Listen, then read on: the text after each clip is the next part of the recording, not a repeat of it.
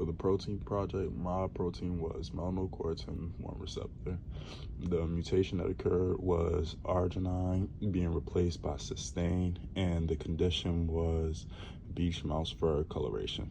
The normal function of this protein is to regulate the pigmentation in skin, hair, and eyes by binding melanocortins such as alpha MSH.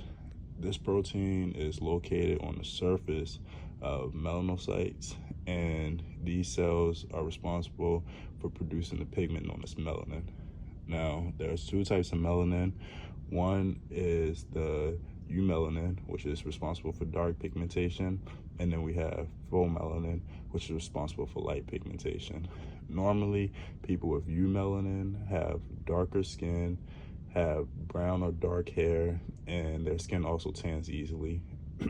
This is beneficial because it protects people against UV light and sunlight.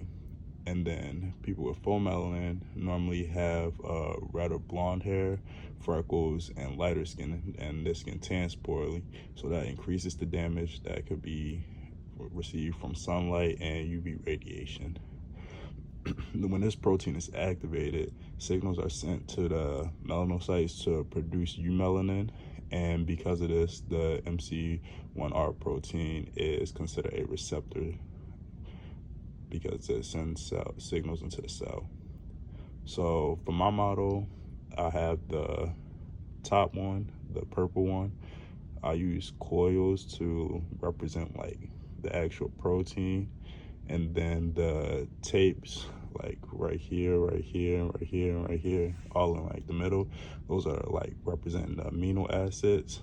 The two orange coils right there, those are the cell membrane. And then this blue one right here, this represents the arginine. And then on the bottom one, I used red coil to represent the actual protein. The blue coils around them are represented by amino acids, and then this green one shows the actual mutation since it changed from blue to green, and that's going to be the cysteine. So the cysteine and arginine, they're both going to be located on the inside side of the cell rather than the outside side of the cell. And the change in function, the mutation causes a change in the amount of eumelanin that is produced, because normally the protein MC1R is producing eumelanin to protect against sun radiation and the UV ray lights or UV radiation. So when you replace the arginine by cysteine, cysteine can form less bonds because its R side chain is smaller and only contains the HS, which is a thiol functional group, and it can only do disulfide bonds and covalent bonds. But the arginine is able to do more bonds because it has a much bigger side chain, and it's also charged, positively charged. And then the cysteine one is also considered a small side chain because again, it only has the SH thiol group, and then the arginine side chain has around about like 3 separate little molecules attached to it. So it's able to form more bonds such as ionic bonds, hydrogen bonds, and it can also form salt bridges. And these salt bridges are used to stabilize the protein.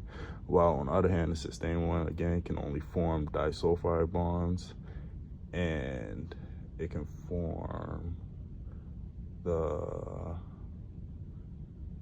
disulfide bonds, and it's also a neutral charge, so it can't really do too much.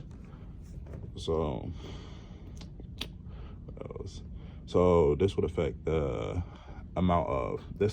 interactions that the protein can have with like other proteins or amino acids, and this this limits that, so that would like reduce the amount of signals it can send, which would reduce the eumelanin found in the mouse. So the skin or fur color of the mouse would get more lighter or turn lighter because the eumelanin, the production of eumelanin isn't as much as it would normally be because it can't form as many bonds.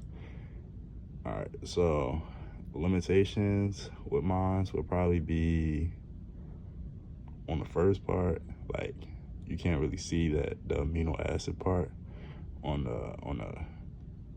the first part because I use tape, but like on the second one it shows a little better. It's not super detailed, or like the actual protein isn't super detailed. It's kind of just like simple, and it shows like the super important parts. And then lastly, I would probably say you can't, it's kind of flat too, because like normally the protein is like super three-dimensional. I mean, this is three-dimensional, but it's like also flat at the same time.